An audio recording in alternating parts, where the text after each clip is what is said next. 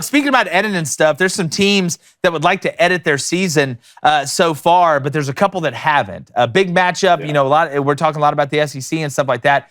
Penn State, and I know why a lot of people still aren't really talking about them. They tend to have a habit of doing this where they play well early in the year and get your expectations up, but when they run into the big boys, Michigan, Ohio State, or they get into some part of the schedule where there are expectations or big games, they have fallen flat lately under James Franklin. What do you feel about Penn State going into the big house with Sean Clifford, who just got his AARP card? They've got a good secondary, two really good backs, and that offensive line starting to play a little bit better.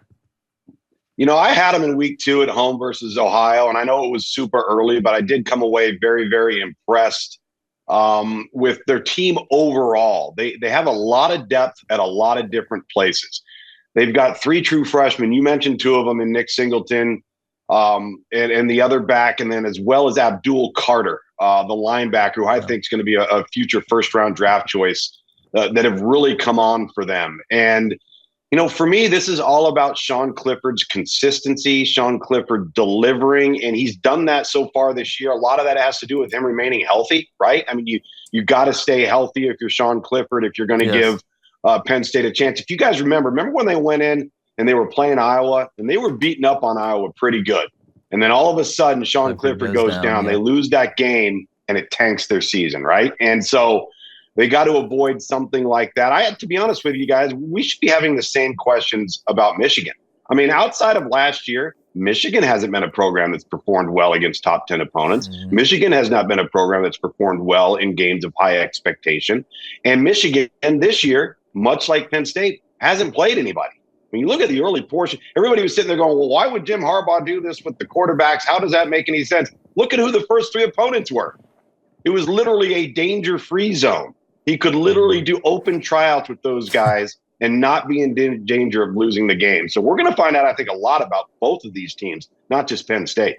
Yeah, and you have to if you're Penn State. And I'll tell you this, Clifford, we know he's the experienced guy. The backup they have, Aller, is going to be a heck of a player. That you talk about NFL player, tree. That he's a tree number 1. Huge. He's not a stiff tree. He can blow in the wind a little bit when he moves, but he's got an absolute hand cannon, laser. And he also is able to have touch when he throws the ball. But I think the biggest key in this game, Parker Washington and Mitchell Tinsley for Penn State. Not only being able to receive the ball, down the field and be able to get chunk plays, but yards after the catch. Being able to create big plays against this Michigan defense that aren't exactly down the field. It's almost like stealing a little bit. Whether it's a 3rd and 8 where you catch a slant, you're able to get 8.5 and get that first down. And then Parker Washington in the special teams game as well. Go ahead, Tom.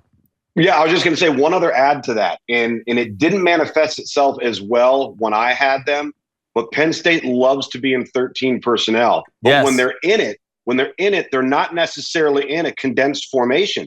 They might be in 4 wides. Yeah. And now you're on defense sitting there going, well, wait a minute. What type of personnel should we have on the field? Yep. They're not. They're going to split these guys out. They can put the one, get Theo Johnson, and then get the other 2 guys. One's lined up in the slot, and then they move another one and creates real mismatch problems. To your point, complimenting Mitchell Tinsley, who is a great addition through the transfer portal. Yeah, but those tight ends, if they're back to full health, is going to be, I think, could be a dangerous and formidable opponent for Michigan on defense. Sounds a lot like Georgia with what they do after heavy personnel, being able to split guys out. Very similar there. My second question for you, let's go out west. Let's get the surfboard and talk about some stuff that about 11 people care about out there. Are you buying UCLA or USC right now? I'm telling you, Tom, I'm buying UCLA. UCLA, to me, from what I have seen, and this is kind of an anomaly, and I don't know if it'll keep up, but UCLA is kind of doing so far what it looks like Baylor and Oklahoma State did in the Big 12 last year. They went against the normal grain, and they're a physical team. UCLA plays a physical brand of football, and I think, at least from what I've seen, it's kind of come through Zach Charbonnet. I think Zach Charbonnet has brought in a physical aspect that I think has rubbed off on DTR, who is already a tough guy, but mentally he seems a little bit more tougher. He seems to have a little bit more of an edge. And then that defense, I know they're down a lot of the interior defensive linemen. They got some guys that were banged up early, but if you watch them play, they're arriving with anger. I have not seen UCLA play this angry since the last time somebody from the Daily Wire went out there to do their free speech? I'll say this. They're basically built just like Utah. The difference is they're more explosive on offense. Good call. They're more explosive on offense. And, DTR threw an interception last week. It was the first time in 5 weeks, right? Mm-hmm. So they're very, very good with the football. To your point, Zach Charbonnet, he's a physical downhill runner, not too different than Tavion Thomas at Utah. You see a lot of similarities in that particular matchup. UCLA just made far fewer errors than Utah did. And when you ask, all right, who are you buying, USC or UCLA? It's UCLA to me, and here's why. SC has been afforded so many gifts. I mean, have you looked at how many times that people have turned the ball over against USC? I'm starting to want, we're doing our conspiracy theory segment 15, soon. I'm starting to ask some questions. Yeah. It's what is it, 15, 16 times, something to that effect? 16. And and USC, to their credit, hasn't turned it over very often. But SC is awful on defense. But everybody keeps giving them 4 extra possessions a game with that offense, and now all of a sudden you've got yourself a winning outcome. But if they play against somebody that doesn't turn the ball over, that can effectively run the football, that's not going to be the case for SC. So I'm taking UCLA. If you're asking that question, the Bruins, the way they're playing right now, they're going to be tough to beat for anybody. I mean, and you know what? On top of that, Oregon's turning into a team that's tough to beat. I'm trying to figure out what alien spaceship came down and swapped bodies in Bo Nix with some other guy that all of a sudden understands consistency. I mean, it's the strangest thing in the world. Yeah, it's you give Bo Nix an offensive line that isn't made with third graders, bubble gums, and wishes. It's amazing what could happen. By the way, Zach Charbonnet is an absolute James Conner clone, in my opinion. No doubt. Yeah, no doubt. I like it. Good one. Yeah. The first thing I was thinking about hearing you guys talk about the Michigan and Penn State matchup was the game in 2005. It was the year before I got there when Penn State was undefeated and Michigan had a young Chad Henne starting at quarterback. And Chad Henne had to throw that short double post pattern to Mario Manningham for the touchdown on the very last play. Obviously, I was invested in that because I was a recruit at that time, even though I wasn't on the team. At some point, J.J. McCarthy is going to have to throw them to a win. He doesn't have to do it every single week. They have weapons on that offense. Blake Corum is elite. The front four of Michigan's defense is really starting to come along. But at some point, Tom, I think J.J. McCarthy is going to have to throw them to a win, and it may be this weekend. Y'all got another monster at the defensive end, too. Good Lord. Yes, no question. But you're right about you get into a tight game, and sooner or later, there's going to be a 1 minute or a 2 minute scenario that you're going to be left with a timeout or without a timeout or 2 timeouts or 3 timeouts. And you're going to have to push the ball downfield in order to win the game, which leads me to why, if Bryce Young doesn't play this week, which everybody's hoping he will, Alabama's not built to get into a track meet. Jalen Milroe is not built to go tit for tat with Hendon Hooker in the vertical passing game. That could be problematic if Bryce Young doesn't go. Yeah, well, that's where I was going to go. Number 3, Alabama coming to Tennessee. The Vols just put a shellacking on LSU in Baton Rouge. Let's just say that Bryce Young does play. Can Tennessee win this football game in Knoxville, regardless of who plays quarterback for Alabama?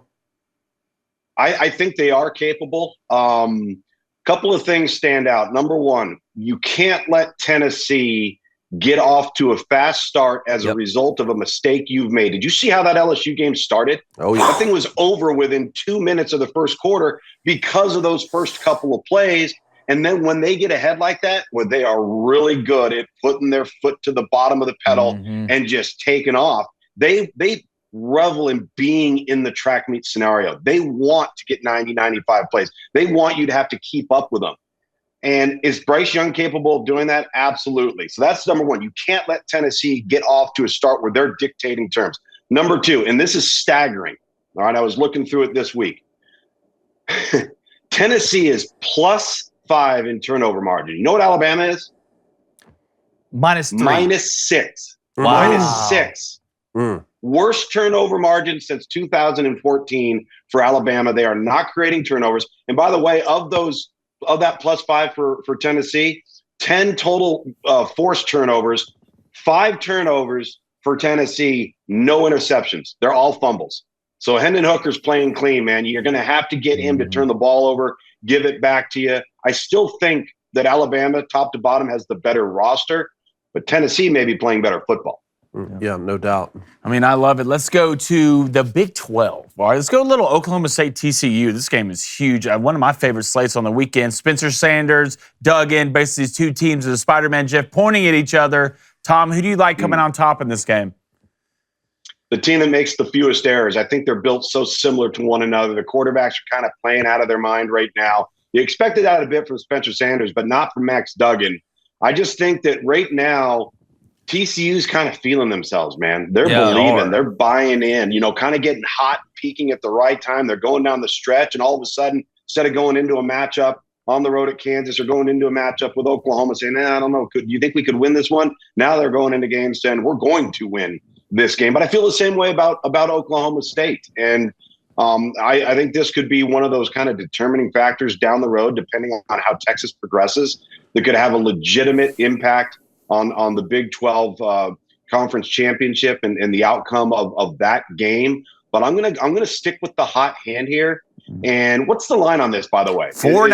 I believe it's 4.5 TCU. 4.5 TCU? Really? It's, really? I believe it's 4.5 TCU. I'd have to double check. I'm on it. All right, I'm going to take outright. Right now it's three. It's right now it's minus 3.5 TCU. Okay. On DraftKings. Man, Tom, that receiving core for TCU's for real, man. And it's not like they got a bunch of guys that do the same things. I mean, Johnson, you've got the Darius small, kid. medium. I mean, good Lord, that Basketball team. Yeah, legitimately. Yeah. Legitimately. All right, let's go to Travis Elrod, #AskTom. He says, if Syracuse wins its next 3 games against NC State, Clemson, and Notre Dame, do they have a path to the college football playoff?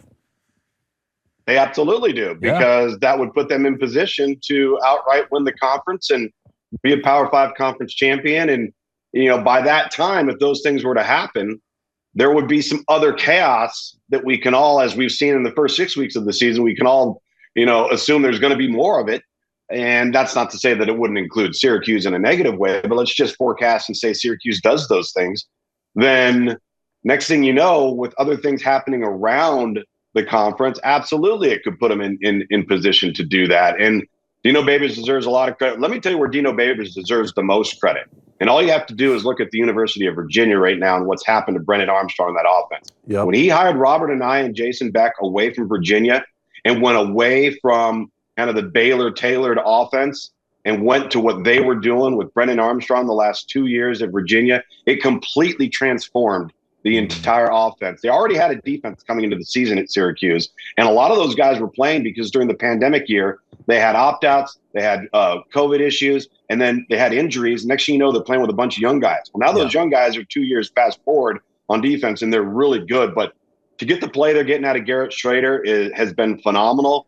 I think that they've got a tough road to hoe coming up. I mean, they really do. Florida State's experiencing that right now. They dropped the one to Wake, lost a heartbreaker to NC State. Now they got Clemson coming to town.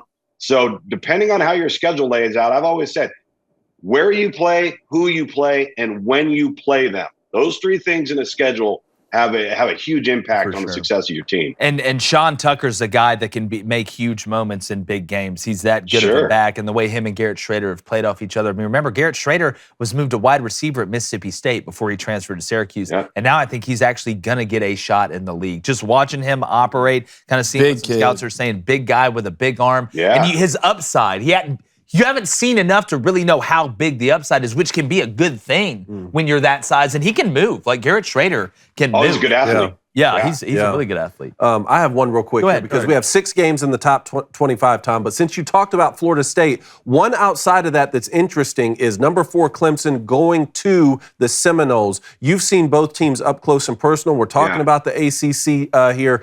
How could Florida State upset Clemson this weekend? DJ needs to regress. DJ has thrown 14 touchdowns, 1 interception. He's done everything that Dabo said he would do, and nobody else believed it.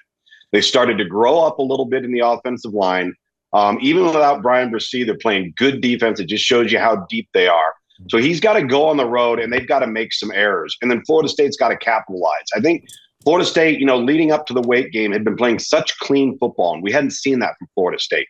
Then all of a sudden you get into that Wake game, which I had, and Wake Forest made a couple of plays here and there, and then Florida State started to revert back and self-destruct, a lot of self-inflicted wounds, and it cost them the football game. Wake Forest outplayed them, made fewer errors. if the crowd's going to be into it. I think it's going to be loud. I think it's going to be raucous. DJ has dealt with that to get the win that they got at Wake Forest 3 weeks ago. I think it's going to help them go into Tallahassee. But that's how I see Florida State taking care of business here. Get a little bit of help from Clemson because you get Jared Verse, all right, you get Fabian Lovett, get all those guys back at full strength, which they weren't playing with for about 2 to 3 weeks. They are a force to be reckoned with. They can create some real problems for Clemson up front, force an error or two, and then capitalize. If you're Florida State and you get a gift, you have to turn it into points, not field goals, turn it into touchdowns, capitalize on drives, and close the deal. Definitely. Yeah, it'll be a fun one. Yeah, well, speaking about capitalizing and closing the deal, you do both when we get you on here, Lugs. Appreciate you so much, my friend. Where are you going to be calling this weekend? I got a unique one, guys. I've got Arkansas at BYU. Oh, that's fun. It's That's a fun sneaky, one. right? You know, I wish this game, I good. wish Arkansas and BYU, and I know that each side has done a couple things, but I wish they had done better. I wish Arkansas wasn't so beat up because this game was one I was looking at before the season. Like, this could have huge implications for both teams, and now it's just kind of like one of the ones on the slate this weekend. I feel bad for the Hogs, man. I mean, they are on crutches. They're on gurneys. I mean, it's a triage they're tent, limping. man. I mean, it is, man. And they're just hanging on by a thread. And I'm going to talk to Sam Pittman here later this morning and get a sense of where they're at. But yeah, unique one out in the mountains, man. It's going to be fun. Yeah, it will be. It's a really cool matchup. Appreciate you as always, Tom. Hey guys, hope you're liking what you're seeing. And if you are coming back to sports or want a sports show that doesn't really talk politics or shove political agendas down your throat, then keep checking us out. We'll touch it sometimes when it intersects, but we're not going to overtake the show with it. So go ahead and like and subscribe. We've got everything covered like a warm blanket in the wintertime. Appreciate you.